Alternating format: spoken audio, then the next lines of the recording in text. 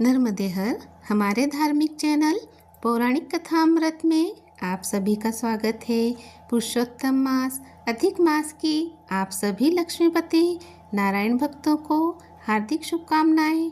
यह मास आपके जीवन में सौभाग्य, स्वास्थ्य, खुशी, धन, वैभव, संपदा, यश, कीर्ति, मान सम्मान, अपनों का स्नेह, बड़ों का आशीर्वाद और लक्ष्मी नारायण की अनंत कृपा लेकर आया है।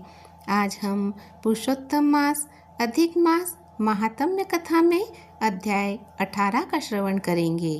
अपने हाथों में अक्षत और पुष्प लेवें, लक्ष्मी नारायण का ध्यान करें और शांत चित्त मन से कथा का श्रवण करें। नारद जी बोले, हे प्रभु, आगे उस राजा दृढ़धनवा का क्या हुआ? कृपा कर वह पवित्र कथा सुनाइए। श्री नारायण बोले, हे नारद, अपने पूर्व जन्म का अद्भुत वृत्तांत सुनकर राजा दृढ़धनवा अत्यंत आश्चर्यचकित हुए और उन्होंने महर्षि वाल्मीकि जी से आगे की कथा सुनाने का आग्रह किया। दृढ़धनवा बोले, हे ब्राह्मण, आपके अमृत वचन को सुनकर भी मेरी तृप्ति नहीं हुई। कृपा कर आगे की कथा सुनाइए। तब वाल्मीकि मुनि बोले, हे राजन, जब सुदेव ब्राह्मण अपने पुत्र सुखदेव के वियोग में विलाप कर रहा था, तभी आकाश में भयंकर गर्जना होने लगी। असमय मेघ घिराए, तीव्र वायु चलने लगी और बिजली चमकने लगी। 1 मास तक निरंतर वर्षा होती रही, जिससे पृथ्वी जल से भर गई। परंतु पुत्र शोक में डूबे सुदेव को कुछ भी ज्ञात नहीं हुआ। न उसने भोजन किया, न जल पिया। वह केवल हे पुत्र कहकर विलाप करता रहा। संयोग से वह पूरा समय पुरुषोत्तम मास था और अनजाने में ही उसने इस पवित्र मास का व्रत कर लिया।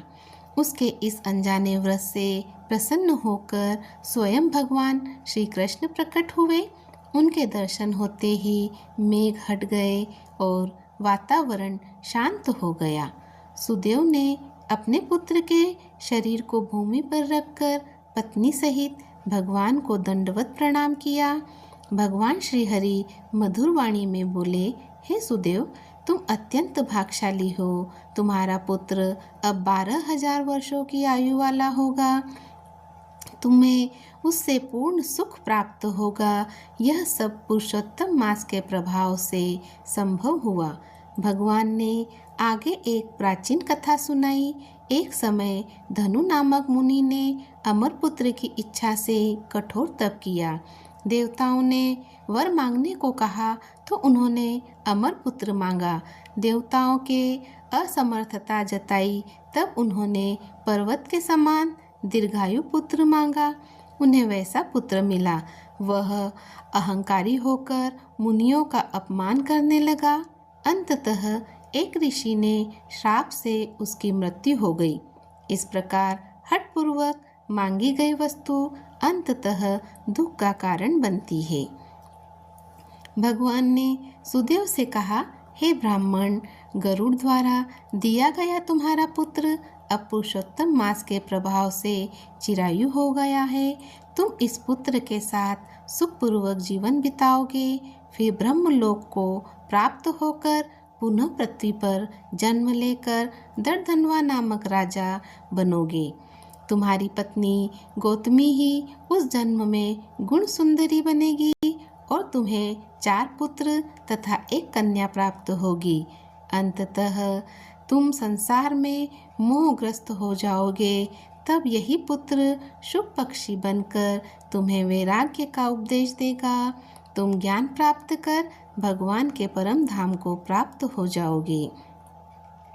भगवान के यह वचन सुनते ही मृत बालक जीवित हो उठा। माता पिता अत्यंत हर्षित हो गए और देवताओं ने पुष्प वर्षा की। तब सुदेव ने विनम्र होकर भगवान से पूछा, हे प्रभु, आपने पहले कहा था कि मुझे पुत्र प्राप्ति नहीं होगी, फिर आज आपने मेरे मृत पुत्र को जीवित कैसे किया? इस प्रकार सुदेव के मन में उत्पन्न संदेह को दूर करने के लिए भगवान आगे उपदेश देने लगे। जय लक्ष्मी नारायण। आगे के नारायण का उपदेश हम अध्याय 19 में श्रवण करेंगे। आज हम अपने अध्याय 18 को यहीं विराम देते हैं। जय लक्ष्मी नारायण। हमारे आज के अध्याय को हम यहीं विराम देते हैं। कल आगे की कथा का श्रवण करेंगे।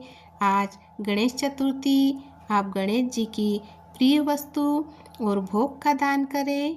गणपति अथर्वशीष का पाठ 5 या 11 बार अवश्य करें और मोदक बत्ती लगाएं। संध्या काल में तुलसी की बत्ती घर, मंदिर, पीपल, त्रिवेणी में लगाएं।